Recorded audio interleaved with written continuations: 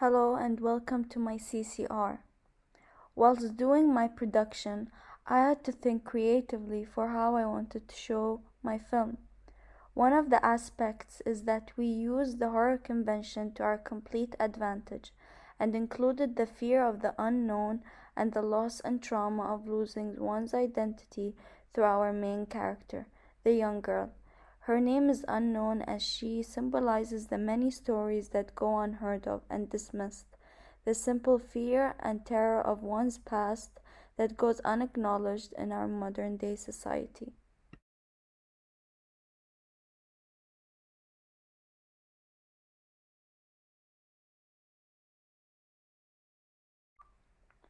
Our film didn't necessarily represent any social groups. However, it does illustrate issues that were and still present in past decades. It showcased the corruption of cult organizations and how that influences victims' future through flashbacks and episodes. Furthermore, we have included a wide range of ethnicities and people from different cultures to signify adhesive diversity.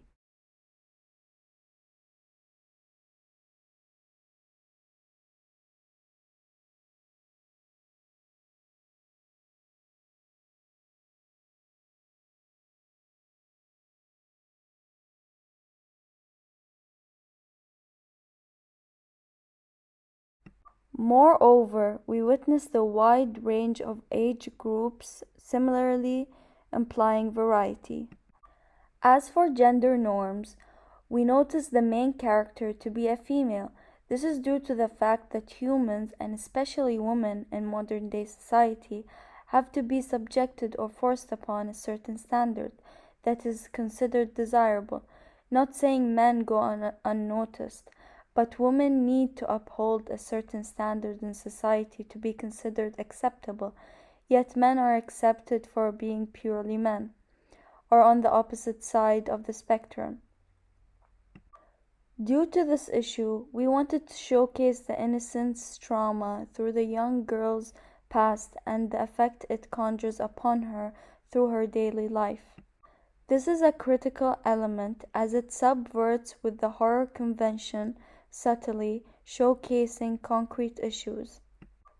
Furthermore, children are a powerful tool to show the good versus evil concept, which will invoke sympathy in the audience.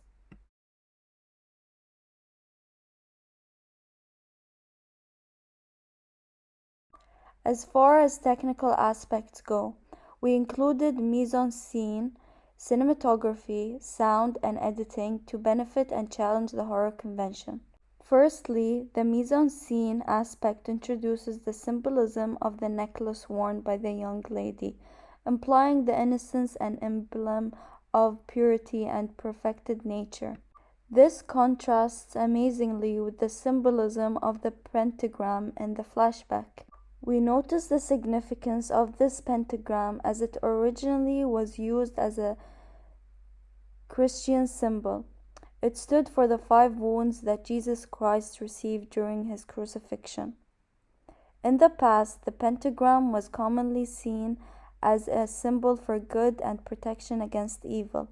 However, using this holy symbol in a vile and vulgar way, through things that are considered impure and unholy, for example, blood sacrifice, hair, nails, and foul cult language. It almost acts like a reverse cyclopedia, therefore turning all good into evil. Additionally, horror genres usually require heavy prosthetic makeup. We challenge the horror genre convention by only using white colors. To make the character's face seem pale and exhausted, we furthermore used red and brown coloring to emphasize her under eye bags to give a tired look.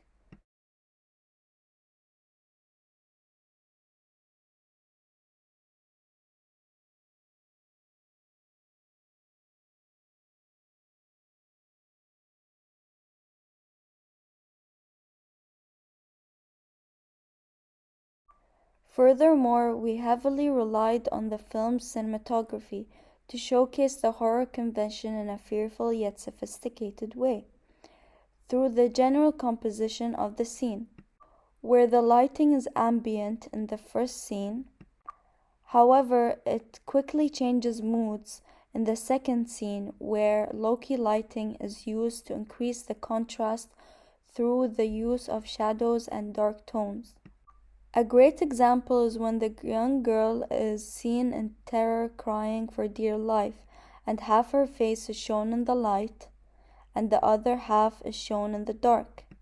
This contrast coincides again with the binary opposite and showcases the bright, young, hopeful girl on one side of her face, yet showcasing the dark and evil past that she has gone through.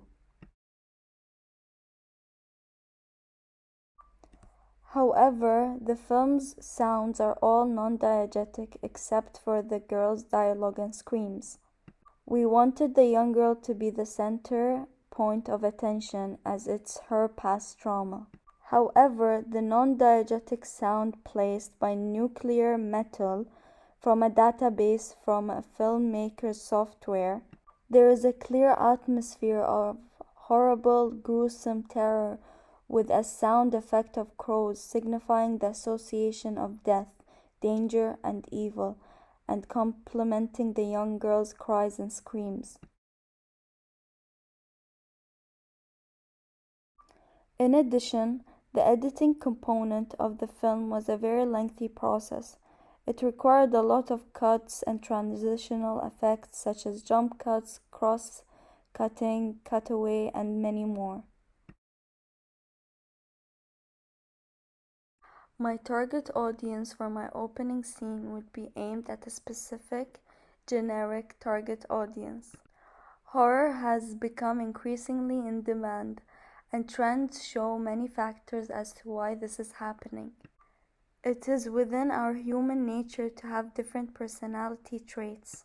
However, the ones that motivate one to watch a scary movie is the extra vision, which basically mean greater frequency of watching horror films equal finding horror films more enjoyable and frightful with others. Additionally, neuroticism, which basically means more easily scared during the film you are, the more frightened after watching the horror film you are, which affects the person psychologically. There is this kind of enjoyment out of fear in human nature. I think our film links pretty well with this theory as its technical aspects showcase abhorrent, horrendous, and ghastly visions that would instill fear in our audience. The demographic that we have chosen are ages 15 to 25, ranging from females to males with a mature mindset. The most common reason for this is that young adults and teenagers enjoy the thrill of getting scared. This film especially allows the audience to relate to it as it showcases concrete issues of past traumas that a human goes through that would allow the audience to empathize with the young girl in the film. Many audiences seek that distraction and relief from unpleasant realities, especially by seeking entertainment or engaging in fantasies. However, our film is heavily based on actual reality. Therefore, it is not a form of escapism. Since our film is a subgenre of psychological horror, this tends to be one of the most popular types of horror films, and it is the type of films that could be shown on various platforms, but mainly cinema. I believe this would be a big hit on online streaming websites such as Netflix and Amazon Prime. Additionally, video on demand is becoming highly demanded and influential. This is a good source of recognition and word of mouth.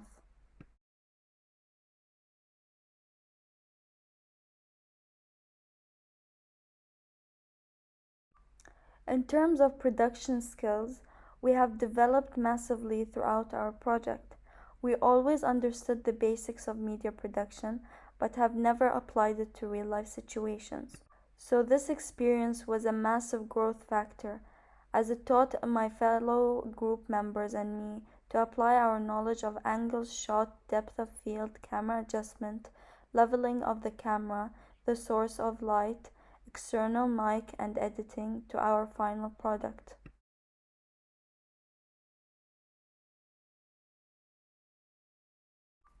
The first shot is an over-the-shoulder shot showcasing the girl wearing the necklace. The shot is most commonly used to present conversational back and forth between two subjects. However, we see the young girl alone. This would show a personality split as it showcases the two sides of the young girl. The second shot is a cut point of view shot of the young girl watching her indented hand. This signifies the subject's point of view and helps the narrative go forward in the next scene. The third shot is an eye-level shot from the right side metal pole. This is considered to be emotionally neutral and is best used for the effect of making the subject seem vulnerable, weak, or frightened. The fourth shot is also an eye-level shot from the left side metal pole. This is to show emotional vulnerability and show the surroundings of the young girl. The fifth shot is a medium close-up and point-of-view shot showcasing the victim watching the left cult member. This would affect the audience by placing them in the young girl's position and raising their anxiety. The sixth shot is a medium over-the-shoulder shot from the victim. It builds up the anxiety again by showcasing the surroundings from the young girl. The seventh shot is a truck-wide shot showcasing the mise-en-scene and the set and props in the scene. Furthermore, it presents to the audience who is in the scene, where the scene is set, and when the scene takes place, therefore making them aware of the surroundings. The eighth shot is a medium-long over-the-shoulder shot, highlighting the background from over-the-shoulder shot, but still stays in the character's social proximity or the scene. This shot helps the audience feel like they're there without making them feel uncomfortably close to the action. The next shot is a medium close-up and point-of-view shot of the victim watching the leading cult member's head in the center. This would again affect the audience by placing them in the young girl's position and raising their anxiety even more. The 10th shot is a medium close-up shot showcasing the victim alone for the first time. This is a critical shot as the victim's face is a vital asset of her internal fear reflected on her face. This shot is a top-wide drone shot. It showcases the whole scene and gives a virtual representation to the audience of who is in the scene and where the scene is set and when the scene occurs. The 12th shot is a medium shot of the leading cult member from his left side. The medium shot is used to emphasize both the actor and their surroundings by giving them an equal presence on screen.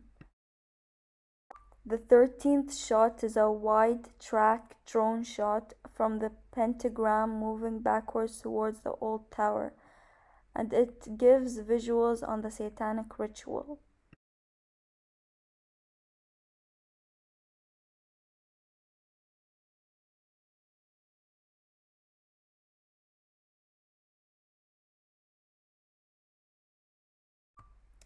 In terms of the camera and sound equipment, we had to record sound and video separately.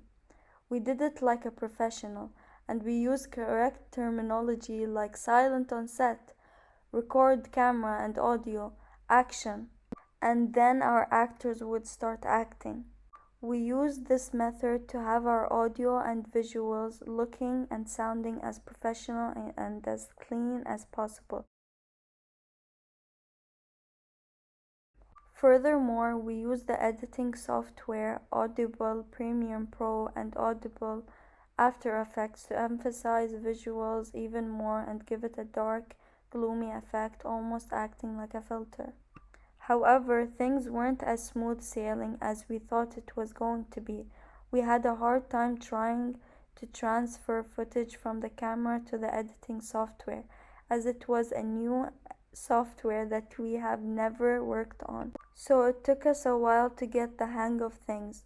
We transferred the footage through a memory card inserted in the computer to download all the footage. We had to match up the sound to the video through this process, which was quite a process. It was hard at first, but we got the hang of it and started working through it.